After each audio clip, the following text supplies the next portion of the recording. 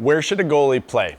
And what have you heard on why a goalie should play where they do? Maybe I'll give you a different perspective for what you thought. For beginner and novice goalies, after learning how to tread water and how to elevate out for blocking shots, one thing I see them struggle with is where to play goalie. This sounds kind of funky, but before getting any experience or being taught anything, many newcomers approach it as a goalie plays in the cage. So that's where I'm going to go, in the goal to play. And so their level of comfort is to play right on the goal line. Here's how I go about the teaching and training. I want them closer to potential steals, whether the pass is in the air or it's on the water.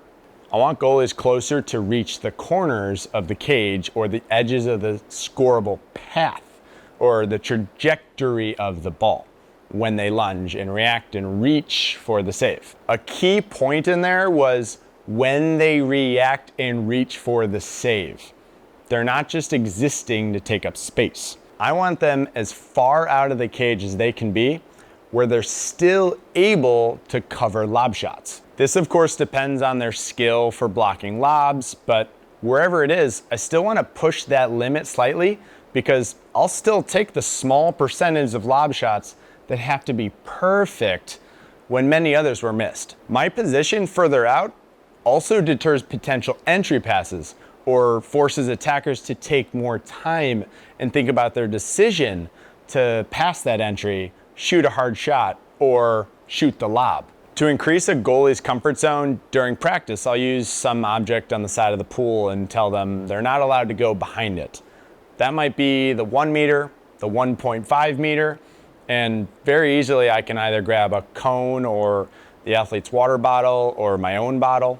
Then in a game, I can help that goalie if they're playing too deep by simply reminding them of water bottle or whatever object you use as a coach. I do want to dispel a far too common misunderstanding for why water polo goalies play out of the goal or off the goal line.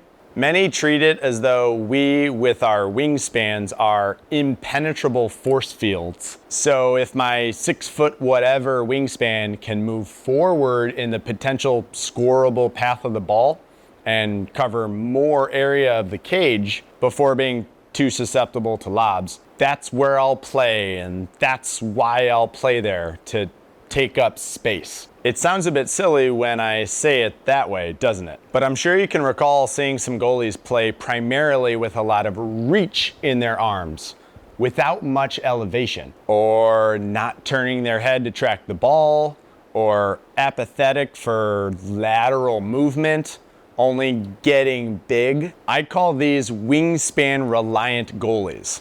Don't be a wingspan reliant goalie.